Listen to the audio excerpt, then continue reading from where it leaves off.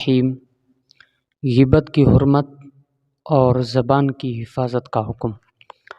اللہ تعالیٰ نے ارشاد فرمایا وَلَا يَغْتَبْ بَعْضُكُمْ بَعْضًا أَيُحِبُّ أَحَدُكُمْ أَنْ يَأْكُلَ لَحْمَ أَخِيهِ مَيْتًا فَكَرِهْتُمُوهُ وَاتَّقُوا اللَّهَ إِنَّ اللَّهَ تَوَّابٌ رَحِيمٌ۔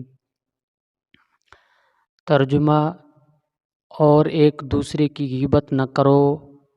کیا تم میں کوئی پسند رکھے گا کہ اپنے مرے بھائی کا گوشت کھائے؟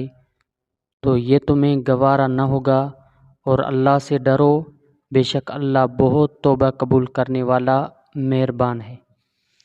حضرت صدر الافاضل سیدنا مولانا محمد نعیم الدین مراد آبادی اس آیت کے تحت لکھتے ہیں، حدیث شریف میں ہے کہ غیبت یہ ہے کہ مسلمان بھائی کے پیٹھ پیچھے ایسی بات کہی جائے جو اسے ناگوار گزرے۔ اگر وہ بات سچی ہے تو غیبت ہے، ورنہ بہتان ہے۔ تو مسلمان بھائی کی غیبت بھی گوارا نہ ہونی چاہیے، کیونکہ اس کے پیٹھ پیچھے برا کہنا اس کے مرنے کے بعد اس کا گوشت کھانے کے مثل ہے، کیونکہ جس طرح کسی کا گوشت کاٹنے سے اس کو ایذا ہوتی ہے، اسی طرح اس کو بدگوئی سے قلبی تکلیف ہوتی ہے، اور در حقیقت آبرو گوشت سے زیادہ پیاری ہے۔ شان نزول: سید عالم صلی اللہ علیہ وسلم جب جہاد کے لیے روانہ ہوتے اور سفر فرماتے تو ہر دو مالداروں کے ساتھ ایک غریب مسلمان کو کر دیتے کہ وہ غریب ان کی خدمت کرے، وہ اسے کھلائیں پلائیں، ہر ایک کا کام چلے۔ اسی طرح حضرت سلمان رضی اللہ تعالیٰ عنہ دو آدمیوں کے ساتھ گئے تھے۔ ایک روز وہ سو گئے اور کھانا تیار نہ کر سکے، تو ان دونوں نے انہیں کھانا طلب کرنے کے لیے رسول کریم صلی اللہ علیہ وسلم کی خدمت میں بھیجا۔ حضور کے خادم مطبخ حضرت اسامہ رضی اللہ تعالیٰ عنہ تھے، ان کے پاس کچھ نہ تھا۔ انہوں نے فرمایا کہ میرے پاس کچھ نہیں ہے۔ حضرت سلمان نے یہی آ کر کہہ دیا تو ان دونوں ساتھیوں نے کہا کہ اسامہ نے بخل کیا، کنجوسی کی۔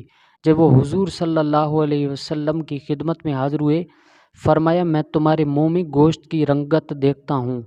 انہوں نے عرض کیا ہم نے گوشت کھایا ہی نہیں ہے۔ فرمایا تم نے غیبت کی، اور جو مسلمان کی غیبت کرے اس نے مسلمان کا گوشت کھایا ہے۔ غیبت بالاتفاق کبائر میں سے، یعنی کبیر گناہوں میں سے ہے، بڑے گناہوں میں سے ہے۔ غیبت کرنے والے کو توبہ لازم ہے۔ ایک حدیث میں یہ ہے کہ غیبت کا کفارہ یہ ہے کہ جس کی غیبت کی ہے اس کے لیے دعائے مغفرت کرے۔ کس کی غیبت جائز ہے؟ فاسق ملعن کی غیبت بیان کرنا جائز ہے، اس کی وہ غیبت نہیں ہوتی۔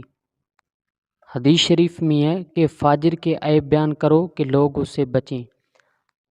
حضرت حسن رضی اللہ تعالیٰ عنہ سے مروی ہے کہ 3 شخصوں کی حرمت نہیں، ایک صاحب ہوا یعنی بد مذہب، دوسرا فاسق ملعن، تیسرا بادشاہ ظالم، یعنی ان کے عیوب بیان کرنا غیبت نہیں ہے۔